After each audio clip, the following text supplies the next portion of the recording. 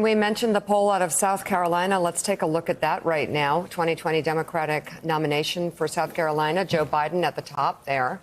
Bernie Sanders, Elizabeth Warren at 19%, Pete Buttigieg at 9%. Yep. There's Tom Steyer, and then Cory Booker at the bottom. Is it tighter? Yes, it is. And this is... Joe Biden, you would think, would rule there. Well, he has. But John Heilman, at least in this poll, again, another very good poll, getting tighter in South Carolina. Yes, and, you look at Bernie Sanders right there and Elizabeth Warren, both very close to each other there in that sort of effective tie for second place. Those two candidates have... Biden has been so far ahead in South Carolina for so long. The fact that there are now a couple of candidates, at this moment, they're still 7-8 points behind Biden. But that, as we start to get closer and closer to South Carolina, that is a closable gap for either one of those candidates, and suggests that both Sanders and Warren might be starting to make some inroads. We haven't looked at the crosstabs in this poll. Might be starting to make some inroads into the non-white vote down there. So, Peter Baker, ask you, there's been... Not to pivot too much off this Britain thing, but there's no doubt that there's been a sea change over the course of the last 3 months in the Democratic Party. Concerns about electability, concerns about moving too far to the left, about, Elizabeth Warren, who has run easily over the course of the year, the best campaign, and was the front runner in this race, I maintain, in October, has lost some altitude, but she's still very much in the fight. So where do you think things stand in terms of the ideological fight that is playing out and is going to, I think, get more intense over the course of the next month and a half as we start to get into those early February states in the Democratic race? Yeah, I think you're right. I mean, I think the energy that you had seen 2 or 3 months ago on the left, the idea that it was time for something dramatic, time to almost revolutionary in the party, seems to have faded a little bit. There is a greater emphasis on the electability argument, the who can win argument. You guys are right. I mean, we talk about what this election is going to be about. It's going to be about these 3, 4, 5 states, right? This election really does come down to a very small part of America because the rest of the country is pretty well locked in. And that argument, of course, within the Democratic Party is who's going to sell better in Wisconsin, who's going to sell better in Pennsylvania. Now, Vice President Biden does better in most of these polls in that kind of a context. The question is whether or not, he's still at his peak, right? We've seen him on the campaign trail in moments that seem, less than ideal. It's not just the normal Biden gaffes. It's the is he really fully in command of the stage at this point? Is he going to continue to be able to dominate a race where there are many other choices at this point?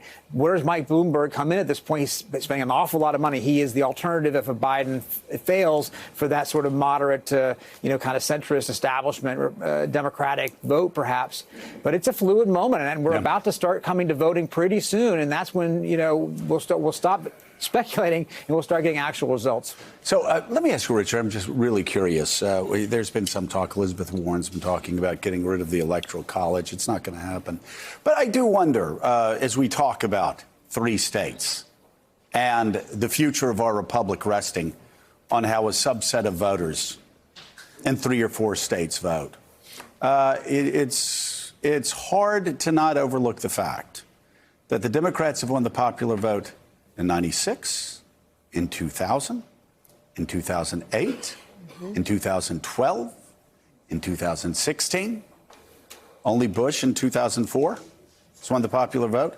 And you get that picture from the 92 convention of Bill Clinton, Al Gore, Hillary Clinton, and Tipper Gore.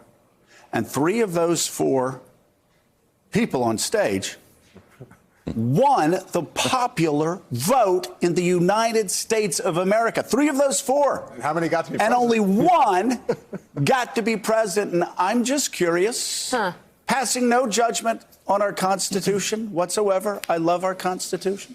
But I'm wondering if people around the world ask you when you travel around the world, okay, wait, what's going on? You mean how does this work? Democrats keep winning, and they're going to win the popular vote this time, too. But you're really worried about a subset of voters around Milwaukee and Pennsylvania and Detroit? They're going to, just in those 3 metro areas, they're going to determine who the next president of the United States is?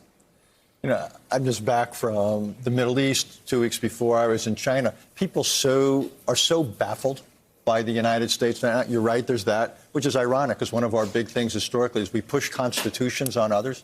We encourage others to adopt constitutional government. Obviously, the devil's in the details. People forget that ours was written at a time where our population was 1/100th the current size. The country was geographically much more contained. We, shall we say, have not adapted as we have as evolved as a country, as a society. But there's lots of other things that other, the example of American politics, the example of our economy after 2007 and 8. There's not a lot of people around the world right now who get up in the morning and say we want to be just like them. That's what I do with Heilman. But but.